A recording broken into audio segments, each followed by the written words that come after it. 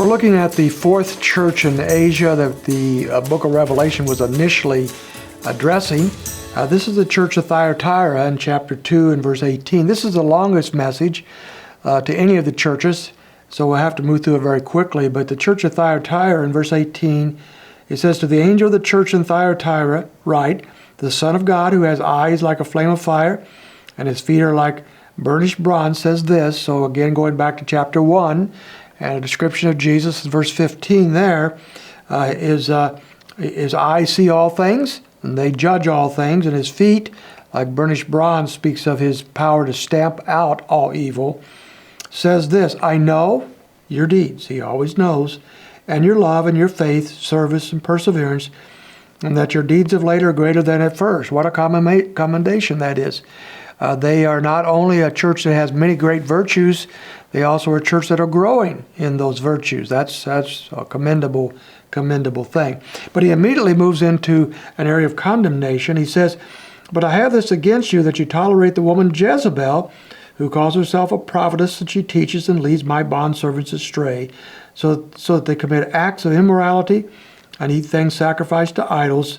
So this is a woman, apparently a literal woman. Her name may not be Jezebel, maybe just simply a description. You remember Jezebel was she has the distinction of being the most wicked woman in all the Old Testament scriptures. And so whether this lady's name was actually Jezebel or she just characterized Jezebel, we're not sure.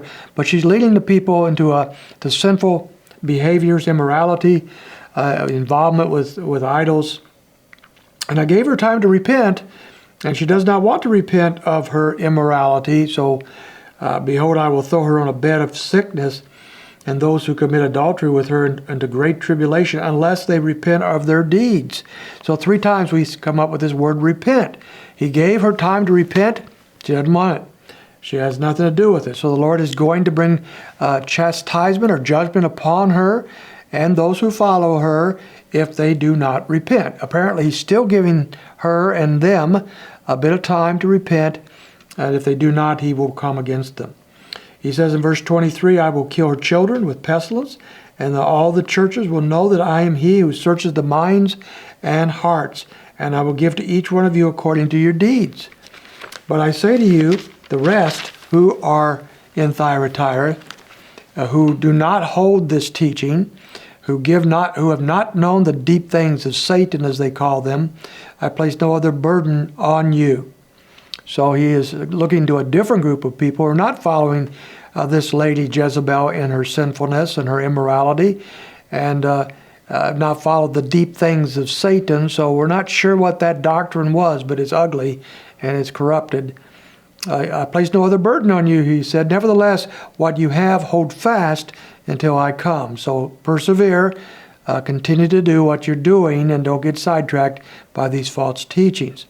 "He who overcomes and he who keeps my deeds until the end, to him I will give authority over the nations." Now he's starting to challenge them as he moves towards the end. It's a long challenge here. "I'll give authority over the nations, and he will rule them with a rod of iron." Now that goes back to chapter 19, verse 15, where Jesus himself, when he comes, will rule the world with a rod of iron. Well, these people are going to rule with him, and you and I will rule with him, those who meet the conditions that are laid out here. "As the vessels of the potter are broken to pieces, as I also have received authority from my Father."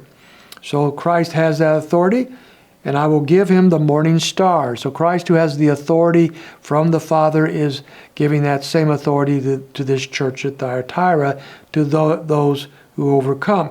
And he says, "I will give him the morning star." Back in chapter 22, verse 16, speaks of Christ as the morning star. And so they are receiving Christ himself in this ending of this particular chapter, this challenge to them. And then he says, "He who has an ear, let him hear what the Spirit says to the churches." That is the common closure of each of these messages that we've looked at and those going forward. It's one thing to hear, it's another thing to heed. And this is something that's constantly being talked about in these chapters.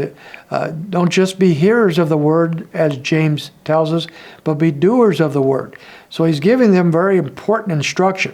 And he's calling for them to not only hear it, but to do it. because that is what the Spirit is giving to the churches. So we've looked now at 4 of these churches in Asia at that time. They're in chapter 3. We have 3 more, and we will address those next time. So I hope you can join us next time as we look at first the church of Sardis, and then Philadelphia, and then Laodicea. We will see you soon. You have a wonderful day in the Lord.